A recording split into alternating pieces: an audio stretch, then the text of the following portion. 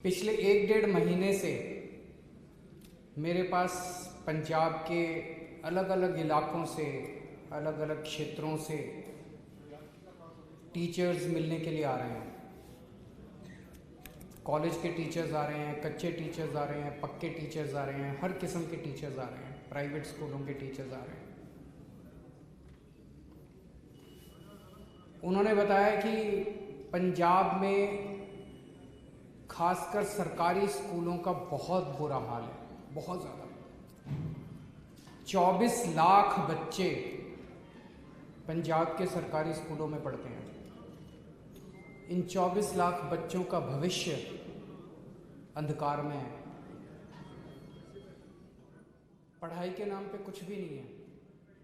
उन्होंने बताया कि बहुत सारे सरकारी स्कूल ऐसे हैं जिनमें एक भी टीचर नहीं है। 7वीं क्लास तक के स्कूल ऐसे हैं जिसमें एक भी टीचर नहीं है। कई स्कूल ऐसे हैं जिसमें केवल एक ही टीचर है सारी क्लासेस के लिए, 7 क्लासों के लिए एक ही टीचर है। और उन्होंने बताया कि सरकार ने उसके ऊपर पुताई करवा दी और उसके ऊपर लिख दिया स्मार्ट स्कूल। उनको स्मार्ट स्कूल बना दिया। जब 2015 में दिल्ली में हमारी सरकार बनी थी, दिल्ली के सरकारी स्कूलों का भी इतना ही बुरा हाल था, बहुत बुरा हाल था। सरकारी स्कूलों में, दिल्ली के सरकारी स्कूलों में भी पढ़ाई के नाम पे जीरो थे। लोग, अगर कोई गरीब आदमी थोड़ा सा भी पैसा कमा लेता था तो वो कोशिश करता था मैं अपने बच्चे को किसी बगल के प्राइवेट स्कूल में पढ़ा दूं। सरकारी स्कूल से नाम कटवा लेता था, प्राइवेट स्कूल में भेज देता था। लेकिन आज 7 साल के बाद दिल्ली के सरकारी स्कूलों की काया पलट गई है। बिल्कुल इतना शानदार काम हुआ है दिल्ली के सरकारी स्कूलों में कि उसकी चर्चा देश में नहीं, विदेशों के अंदर चारों तरफ उसकी चर्चा हो रही है।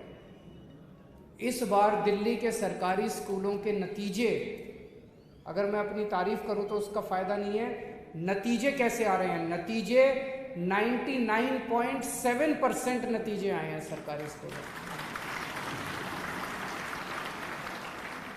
प्राइवेट स्कूलों के भी इतने अच्छे नतीजे नहीं है, प्राइवेट स्कूलों को पीछे छोड़ दिया। तो जैसे दिल्ली के सरकारी स्कूलों को ठीक किया, ऐसे ही पंजाब के सरकारी स्कूलों को ठीक करेंगे। अब हमें करना आता है, और हमें ही करना आता है, और किसी पार्टी को करना नहीं आता। कांग्रेस की कितने राज्यों में सरकार है देश के अंदर? पिछले 70 साल में कितने राज्यों में कांग्रेस की सरकार बनी? पंजाब में अभी कांग्रेस की सरकार है। उनसे तो नहीं हुए सरकारी स्कूल ठीक, उन्होंने तो और बेड़ा गर्क कर दिया। बीजेपी की कितने राज्यों में सरकार है, उनसे तो ठीक नहीं हुए। अभी इस सरकार के पहले अकाली दल की 10 साल तक सरकार थी पंजाब के अंदर, उनसे तो ठीक नहीं हुए। आम आदमी पार्टी ने एक ही बार में, एक मौका दिया था दिल्ली की जनता ने, एक ही बार में 5 साल के अंदर दिल्ली के सरकारी स्कूलों का कायाकल्प कर दिया। पंजाब के सरकारी स्कूलों को भी ठीक करेंगे। लेकिन आज मैं पंजाब के सारे टीचर्स को, चाहे वो कॉलेज के टीचर्स हों, चाहे कच्चे टीचर्स हों, चाहे पक्के टीचर्स हों, पंजाब के सारे टीचर्स को, अध्यापक जो होते हैं, टीचर्स जो होते हैं, वो समाज का सबसे महत्वपूर्ण हिस्सा होते हैं, सबसे मानयोग होते हैं, सबसे रिस्पेक्टेड होते हैं।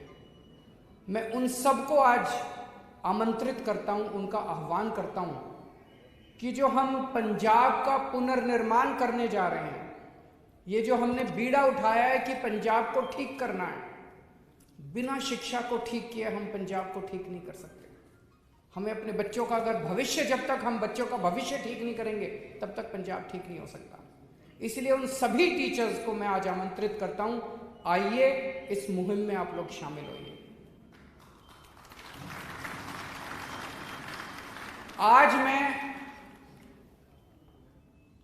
8 टीचर्स को 8 गारंटी दे रहा हूं। आज केवल टीचर्स के लिए आया हूं। टीचर्स के कुछ ऐसे मसले हैं जिनको इमरजेंसी बेसिस के ऊपर उनका समाधान करना जरूरी है। इन 8 मुद्दों के ऊपर 8 गारंटी मैं टीचर्स को दे रहा हूं। पहली, आपके साथ मिलके दिल्ली के अंदर जो सुधार हुए, वो सुधार केजरीवाल ने नहीं किए, वो सुधार मनीष सिसोदिया ने नहीं किए। दिल्ली के अंदर शिक्षा के क्षेत्र में जितने सुधार हुए वो दिल्ली के टीचर्स ने किए।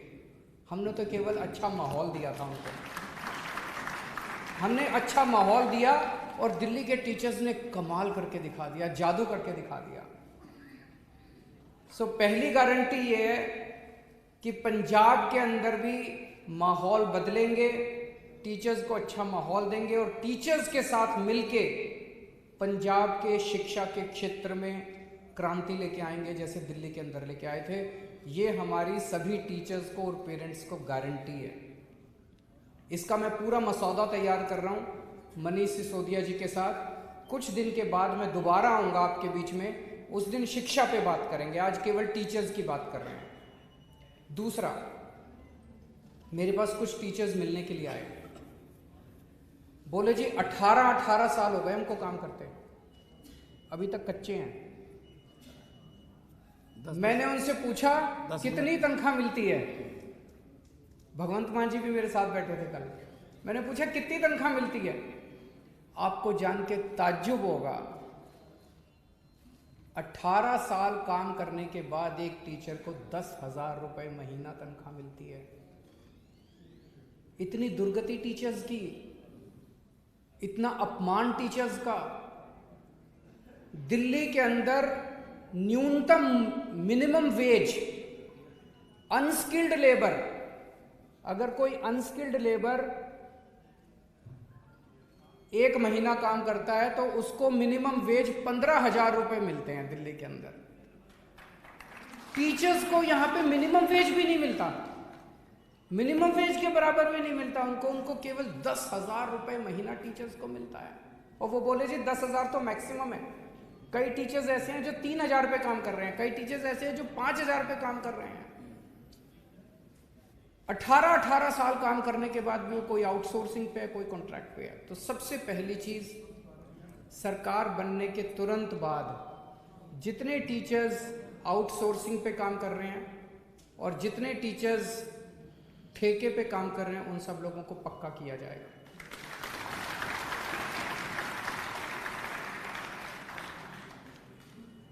ऐसे कई सारे कच्चे टीचर्स का चंडीगढ़ के पास धरना प्रदर्शन चल रहा है कई दिनों से।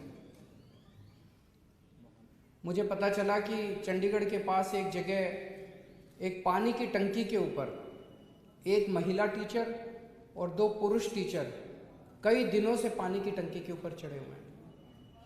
उन्होंने दशहरा, दिवाली, करवा चौथ सारे त्योहार पानी की टंकी के ऊपर मनाए हैं। ये बेहद दुख की बात है। जिन टीचर्स को क्लासों में होना चाहिए पढ़ाने के लिए, वो टीचर्स आधे से ज़्यादा टाइम उनको बेचारों को प्रोटेस्ट्स में, उनकी 2 ही डिमांड है। एक डिमांड है कि जितनी खाली भर्तियां हैं पेपर लेके उनको भरा जाए, और दूसरा कच्चे टीचर्स को पक्का किया जाए। मेरी चन्नी साहब से रिक्वेस्ट है, उनसे अपील है कि आप इन टीचर्स की डिमांड्स को तुरंत पूरा कीजिए। या तो आप पूरा कीजिए, नहीं तो हमारी सरकार बनने के बाद हम पूरा करेंगे। और कुछ दिन के बाद अगर चन्नी साहब ने इनकी डिमांड्स पूरी नहीं की और ये तब भी धरने पे हुए, तो अगली विजिट में जब मैं आऊँगा, मैं उनके धरने पे उनसे मिलने के लिए जाऊँगा। तो पहली डिमांड थी कि शानदार शिक्षा व्यवस्था बनाएंगे। दूसरा, कच्चे टीचर्स को पक्का किया जाएगा, चाहे वो आउटसोर्स हों चाहे कॉन्ट्रैक्ट वाले हों। तीसरा, जो ट्रांसफर पॉलिसी है वो बहुत गड़बड़ है। कल एक टीचर मेरे से मिलने के लिए आए, उन्होंने कहा जी टीचरों की कमी है, तो कई टीचर्स को 2 ड्यूटी दे देते हैं, भाई ये तेरा चार्ज है और ये एडिशनल चार्ज है। उनका एक ड्यूटी एक स्कूल में है और दूसरी ड्यूटी दूसरे स्कूल में, 3 दिन स्कूल में, 3 दिन स्कूल में, और दोनों स्कूलों में 200 किलोमीटर का फासला है। बताओ कोई कैसे काम कर सकता है? एक आदमी के पास 2 चार्ज हैं, 3 दिन इस स्कूल में पढ़ाएगा, 3 दिन उस स्कूल में पढ़ाएगा, और दोनों स्कूल जो है 200 किलोमीटर दूर है। ये ट्रांसफर पॉलिसी बदलनी है। उन्होंने कहा कि जो थोड़ी सी आवाज उठाता है उसको ट्रांसफर कर देते हैं, और ऐसे ऐसे ट्रांसफर कर रखे हैं लोगों को तंग करने के लिए। दिल्ली में हमने ट्रांसफर पॉलिसी बदली। आज दिल्ली में साल के बिगिनिंग में हर टीचर से पूछते हैं कि आपको किस स्कूल में जाना है। हमें लगता है कि टीचर को दुखी करके आप बच्चे को सुखी नहीं कर सकते। अगर टीचर मन में दुखी है वो बच्चों को अच्छा पढ़ाएगा ही नहीं। 24 घंटे उसके मन में कुड़कुड़ रहेगी, कहां फंस गया यार मैं, ट्रांसफर। वो कोशिश करता रहेगा ट्रांसफर कराने की अपनी, उसका 90% टाइम बच्चों को पढ़ाने में नहीं जाएगा। तो इसीलिए हमने दिल्ली में यह तय किया कि हर टीचर को उसकी मन मर्जी के उसके घर के पास देंगे उसका स्कूल। उसको घर से दूर भेजने की क्या जरूरत है? हर टीचर से पूछा जाता है, आप बताओ आप कौन से स्कूल में जाना चाहते हो। कोशिश की जाती है कि सभी टीचर्स को उनके मनमाफिक स्कूल दे दिया जाए, लेकिन अगर कहीं नहीं हो पाता उनको फिर उसके पास का कोई स्कूल दिया जाता है। वही ट्रांसफर पॉलिसी पंजाब में लागू की जाएगी। ट्रांसफर पॉलिसी पारदर्शी होगी, ट्रांसपेरेंट होगी, और टीचर्स को उनके मन मुताबिक उनकी मर्जी का स्कूल दिया जाएगा। चौथी चीज, पूरे देश की ये दुर्दशा है कि टीचर्स से सारा काम कराते हैं टीचिंग के अलावा, पढ़ाने के अलावा उनसे बीएलओ का काम कराते हैं, उनसे पंजाब के कई टीचर्स ने बताया क्लर्की का काम कराते हैं। कई डिपार्टमेंट्स में डेटा एंट्री ऑपरेटर रखा हुआ है, टीचर्स को स्कूल से निकाल के डेटा एंट्री ऑपरेटर रखा हुआ है, उनको क्लर्क बना के रखा हुआ है। उनसे बीएलओ का काम कराते हैं, उनसे जनगणना का काम कराते हैं, सारे काम कराते हैं, टीचिंग का काम नहीं कराते। बस दिल्ली में हमने आदेश पारित करके सारे काम विड्रॉ कर लिया। हमने कहा कि टीचर केवल टीचिंग का काम करेगा और टीचिंग के अलावा अब कोई टीचर बीएलओ नहीं है, कोई टीचर जनगणना का काम नहीं करता, कोई टीचर दूसरा काम नहीं करता। हाँ, अभी कोरोना के टाइम में जब स्कूल बंद थे उस वक्त हमने कोरोना का रिलीफ वर्क टीचर से कराया था। इसके अलावा टीचर से कोई दूसरा काम नहीं कराया जाता। जैसे दिल्ली में किया ऐसे पंजाब में भी टीचर्स के से जो नॉन टीचिंग का सारा काम है वो वापस लिया जाएगा, उनसे कोई दूसरा काम नहीं कराया जाएगा। पंजाब के अंदर टीचर्स की ढेरों वैकेंसीज हैं। एक तरफ टीचर्स की वैकेंसीज हैं और दूसरी तरफ टीचर्स बेरोजगार घूम रहे हैं। तुरंत जैसे ही सरकार बनती है ये सारी वैकेंसीज, एग्जाम लेके सारी वैकेंसीज तुरंत भरी जाएंगी ताकि बच्चों को और पेरेंट्स को अपने टीचर्स मिल सकें और टीचर्स को रोजगार मिल सके। जैसा मैंने कहा कि दिल्ली के अंदर इतनी शानदार जो व्यवस्था हुई शिक्षा की वो टीचर्स ने करी। उन टीचर्स को ट्रेनिंग देने के लिए और मोटिवेट करने के लिए आपको जान के ताज्जुब होगा, हमने टीचर्स को और प्रिंसिपल्स को विदेशों में भेजा ट्रेनिंग करने के लिए। हमारे टीचर्स फिनलैंड गए, कनाडा गए, न्यूजीलैंड गए, इंग्लैंड गए, अमेरिका गए।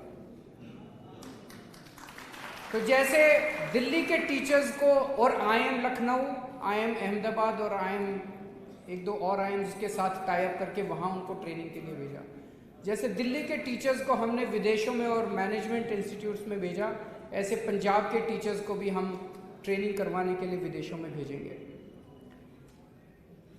छठा, अभी टीचर्स को टाइम पे प्रमोशन नहीं मिलता पंजाब में। अगर किसी को प्रमोशन लेनी है, कोई पॉलिसी नहीं है प्रमोशन की, तो हर आदमी को प्रमोशन लेने के लिए हाईकोर्ट जाना पड़ता है। ये बंद किया जाएगा, टाइम बाउंड प्रमोशन किया जाएगा, सबको टाइम पे प्रमोशन मिला करेंगे। और आखिरी 8वीं बात, सभी टीचर्स को और उनके परिवार के लोगों को कैशलेस मेडिकल व्यवस्था का उनके लिए इंतजाम किया जाएगा। दिल्ली के अंदर भी हमने किया है सभी टीचर्स के लिए, यहाँ भी किया जाएगा। मैं सभी टीचर्स को आज आह्वान करना चाहता हूँ, आप लोगों ने अकाली दल को भी देखा, आप लोगों ने कांग्रेस को भी देखा, एक मौका आम आदमी पार्टी को भी देके देख लो, कोई फर्क नहीं पड़ता।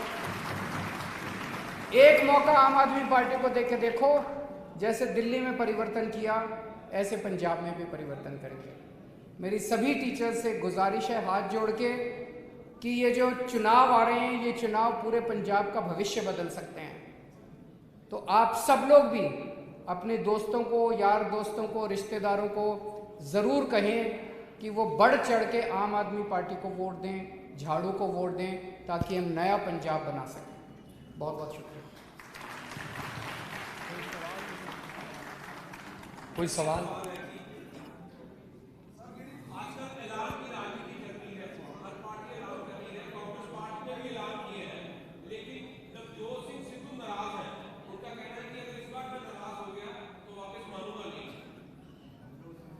अगर इस पर नाराज हो गया तो मैं मानूंगा नहीं।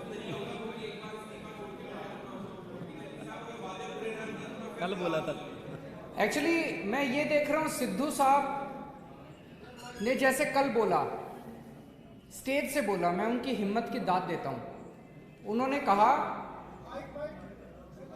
चन्नी साहब ने बोला कि मैंने रेत माफिया खत्म कर दिया। चन्नी साहब ने कहा कि मैंने रेत 5 रुपए फुट कर दिया। तुरंत सिद्धू साहब ने कहा कि गलत है, झूठ बोल रहे हैं, रेत अभी 5 रुपए नहीं हुआ, रेत 20 रुपए मिल रहा है, रेत माफिया अभी खत्म नहीं हुआ। मैं उनकी हिम्मत की दाद देता हूं। उन्होंने खुद ही कहा कि चन्नी साहब जितने वादे कर रहे हैं झूठ बोल रहे हैं, जितने ऐलान कर रहे हैं झूठ बोल रहे हैं। सिद्धू साहब जनता के मुद्दे उठा रहे हैं, लेकिन सारी कांग्रेस उनको दबाने में, पहले कैप्टन साहब उनको दबाते थे, अब चन्नी साहब उनको दबाने में लगे हुए, सारी कांग्रेस उनको दबाने में लगी हुई है। पर बात तो ठीक बोल रहे हैं, क्योंकि चन्नी साहब ने कहा कि बिजली मुफ्त करेंगे। अभी तक तो पूरे, आपकी बिजली मुफ्त हो गई? आपकी किसी की बिजली मुफ्त हुई? यहाँ पे इतने पत्रकार, किसी की बिजली मुफ्त हुई? किसी की बिजली मुफ्त नहीं हुई। देखो चन्नी साहब, कल मैं अभी आ रहा था, बड़े बड़े होर्डिंग लगे हुए थे, बिजली मुफ्त कर दी चन्नी, घर घर गल चल्ली चन्नी मसले हल करता है। तो मैंने तो जनता से पूछा जी बिजली मुफ्त हो गई? बोले जी नहीं हुई। चन्नी साहब ने कहा था मैं मोहल्ला क्लिनिक बनाऊंगा, एक मोहल्ला क्लिनिक नहीं बना पूरे पंजाब में। चन्नी साहब ने व्यापारियों को बोला मैं भ्रष्टाचार खत्म कर दूंगा, कोई भ्रष्टाचार खत्म नहीं हुआ। कल चन्नी साहब क्या क्या आए हैं ऑटो वालों को कि मैं तुम्हारे चालान खत्म कर दूंगा, देखते हैं होते हैं कि नहीं होते हैं।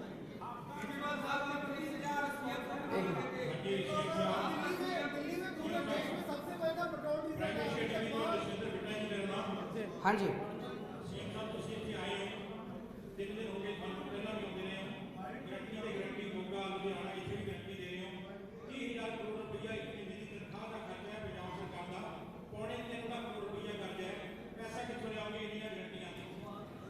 देखो जी, पहली चीज, कल मैं इनके बयान सुन रहा था, सारे कांग्रेस, चन्नी साहब के, सिद्धू साहब के, और भी कांग्रेसी, सारे जने क्या कह रहे थे? पंजाब का खजाना खाली हो गया, पंजाब का खजाना खाली हो गया। पंजाब किसने करा भाई पंजाब का खजाना खाली? 5 साल तो तुम्हारी सरकार थी, तुमने करा क्या? लूट लिया तुम लोगों ने? किसने करा पंजाब का खजाना खाली? जवाब देना चाहिए इनको। 5 साल के बाद जब दूसरा चुनाव आ रहा है, कह रहे पंजाब का खजाना खाली हो गया। तुमसे पहले 10 साल अकाली वाले थे, 5 साल तुम, 15 साल में तुम लोगों ने मिलकर लूट लिया पंजाब को, अब कह रहे हो पंजाब का खजाना खाली हो गया। 1 मिनट, हमारी सरकार बनेगी, सबसे पहले इसकी जांच करवाएंगे कि पंजाब का खजाना खाली किसने करा, इसकी जांच कराएंगे। दूसरी चीज, जब दिल्ली में हमारी सरकार बनी थी, उसके पहले 15 साल कांग्रेस की सरकार थी, वो भी दिल्ली का खजाना खाली करके गए थे। उस टाइम भी शीला दीक्षित जी कहते थे दिल्ली का खजाना खाली, दिल्ली का खजाना खाली। केजरीवाल को खजाना भरना भी आता है, जांच भी करनी आती है। तो जो जो लोग कह रहे हैं खजाना खाली हो गया, उनसे सरकार नहीं चलती, इस्तीफा दे दें, हम सरकार चला के दिखा देंगे, खजाना भर के भी दिखा देंगे। चन्नी साहब को मैं टीवी में देखता हूं, उनके खब्बे पास से रेता माफिया बैठा होता है और सज्जे पास से ट्रांसपोर्ट माफिया बैठा होता है। सारा खजाना तो वहीं से निकल आएगा। उनकी कैबिनेट को संभाल लें, वो उनका सारा खजाना भर जाएगा अगर वो अपनी कैबिनेट संभाल लें तो।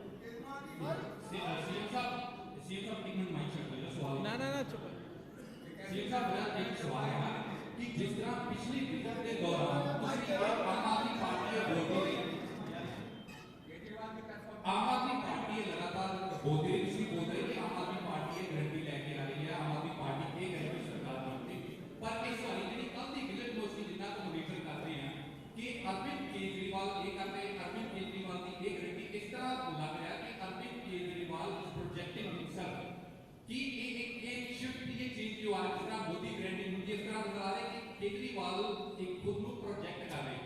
दूसरा सवाल सर के नाल जुड़िया होया कि तुसी गारंटी दे रहे हो पंजाब भर दे विच पर तुहाडे अपने एमएलए जिहड़े आ शायद उसकी यकीन नहीं कर रहे हैं की है तुहाडे विजिट तो पहला ही क्यों सिटिंग एमएलए नाराज हो के पार्टी छड़ रहे हैं? सर क्लियरली इसका थोड़ा इलैबोरेट करके जवाब दो। खूब इलेबोरेट करांगा जी, चिंता ना करो तुसी।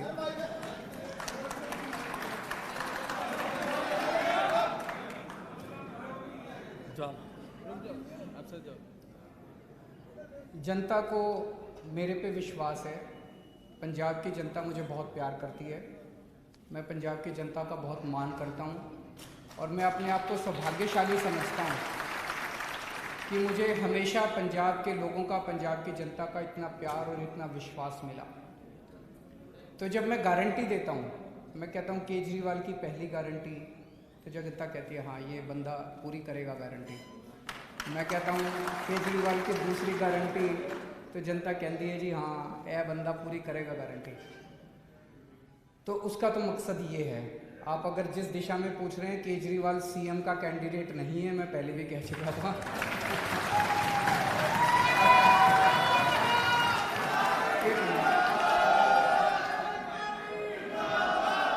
दूसरा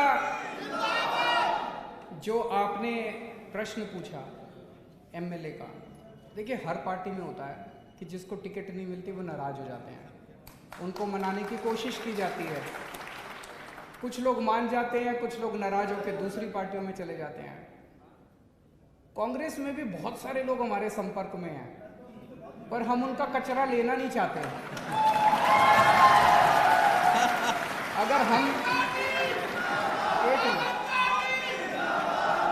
अगर हम उनका कचरा लेना चालू कर दे, आज शाम तक मैं चैलेंज कर रहा हूं 25 कांग्रेस के एमएलए हमारी पार्टी में शामिल हैं। अगर ये कंपटीशन ही करना है कि उनके कितने और हमारे कितने, हमारे तो 2 ही गए हैं, उनके मैं चैलेंज कर रहा हूं 25 एमएलए और 2-3 एमपी हमारे संपर्क में, वो आना चाह रहे हैं। तो ये गंदी राजनीति है, ये गंदी राजनीति है, हम इसमें नहीं पड़ते।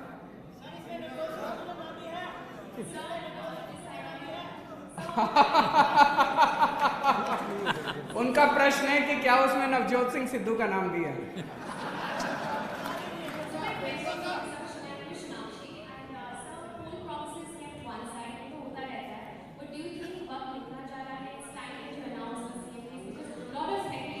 देखो 2-3 चीजें सीएम फेस का पूछ रही हैं, मेरे को पता था ये तो पूछेंगे ही। पहली चीज ये,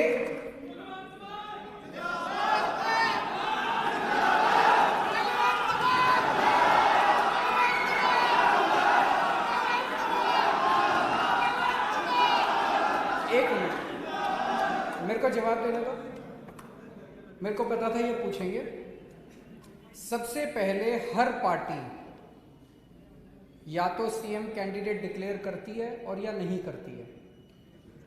अगर करती है, सीएम कैंडिडेट डिक्लेयर करने के बाद चुनाव फिर ऊपर ही जा सकता है, वो फिर नीचे नहीं आ सकता, वो पीक पे ही जा सकता है। जो पार्टी चुनाव के पहले ये रणनीति बनाती है कि हम सीएम कैंडिडेट डिक्लेयर करेंगे, वो बिल्कुल चुनाव के करीब आने के ऊपर करती है, कोड लगने के करीब आने पे या कोड लगने के बाद करती है।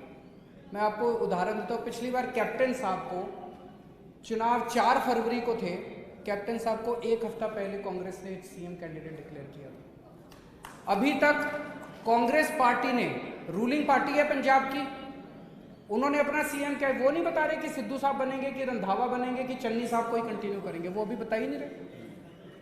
उधर उत्तर प्रदेश में चले जाओ, उत्तर प्रदेश में योगी साहब को उनके डिप्टी सीएम, 2-3 डिप्टी सीएम सारे कह रहे हैं जी इस बार सीएम कैंडिडेट नहीं करेंगे, हम तो लोटस पे, कमल पे चुनाव लड़ेंगे। उत्तर प्रदेश में बीजेपी का सीएम कैंडिडेट कौन होगा पता ही नहीं है। उत्तराखंड के अंदर बीजेपी का सीएम कैंडिडेट कौन होगा पता ही नहीं। कांग्रेस का सीएम कैंडिडेट कौन होगा, हरीश रावत होंगे कि उनके वो होंगे, पता ही नहीं है। गोवा के अंदर चुनाव हो रहे हैं, गोवा के अंदर बीजेपी का सीएम कैंडिडेट रोज बेचारा सीएम घूम रहा है, दिल्ली के चक्कर काट रहा है मेरे को अभी किसी पार्टी ने डिक्लेयर नहीं किया। मैं आपको ये अश्योरेंस दे रहा हूं, बाकियों से पहले कर देंगे हम।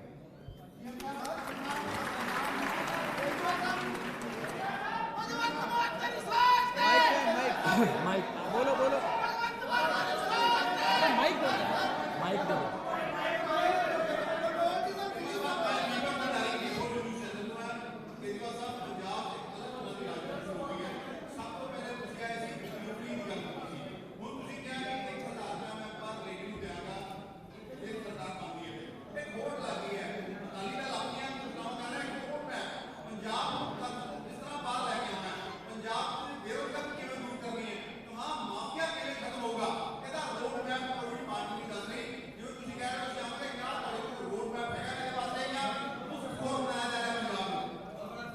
मैं एक मिनट, वो कह रहे हैं कि क्या पंजाब को मुफ्त खोर बनाया जा रहा है।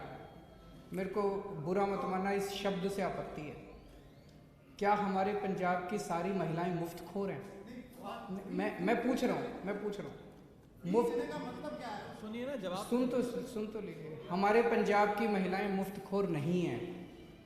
अगर मैं किसी महिला की जेब में 1000 रुपये महीने डाल देता हूँ और वो बच्ची अच्छी शिक्षा ले लेती है, उससे वो बच्ची कॉलेज चली जाती है, किताबें खरीद लेती है। अगर किसी गृहिणी की जेब में 1000 रुपये आ जाते हैं, वो अपने बच्चों के लिए पढ़ाई अच्छी कर लेती है। किसी माँ की जेब में 1000 रुपये आ जाते हैं, वो उसके घर बेटी आई हुई है, उस बेटी को थोड़े से पैसे दे देती है। इसमें क्या मुफ्तखोरी क्या है? वेस्टर्न कंट्रीज में इसको कहते हैं सोशल सिक्योरिटी। हमारे यहाँ इन नेताओं ने कर दी मुफ्तखोरी। एक चीज बताओ, आपके जितने मंत्री और मुख्यमंत्री हैं उनकी बिजली फ्री है कि नहीं है? तो मंत्रियों को तो फ्री बिजली मिले और केजरीवाल 300 यूनिट बिजली फ्री कर दे तो कहते हैं केजरीवाल मुफ्तखोरी कर रहा है, केजरीवाल मुफ्तखोरी कर रहा है। उनको 4-4 हजार यूनिट बिजली मुफ्त होती है, एक एक मंत्री की 4-4 हजार यूनिट। उसकी बिजली भी फ्री, उसका पानी भी फ्री, उसका हेलीकॉप्टर भी फ्री, उसकी गाड़ी भी फ्री। मैंने क्या करा? मैंने कहा मैं तुम्हारी बिजली फ्री कर दूंगा, तुम्हारा पानी फ्री कर दूंगा, तुम्हारे को 1000-1000 रुपए दे दूंगा। क्या बुरा कर दिया मैंने? भाई साहब, मैंने तो जिंदगी में ठान लिया, जो जो चीजें मंत्रियों को मुफ्त मिलती है सारी जनता को दिलवाऊंगा मैं। फिर ये मुफ्तखोरी और माफिया राज इस देश के नेता कर रहे हैं, इन नेताओं को ठीक करेंगे हम।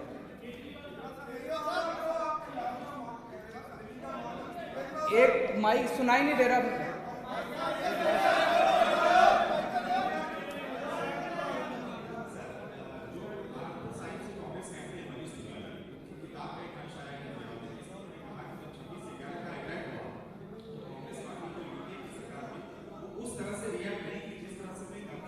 मैंने पढ़ा नहीं है उनका वो। आखिरी क्वेश्चन,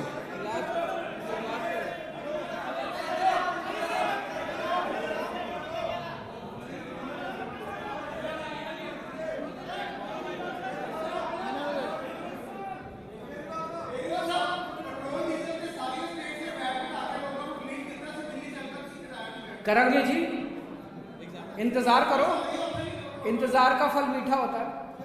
करेंगे, मेरी गारंटी है।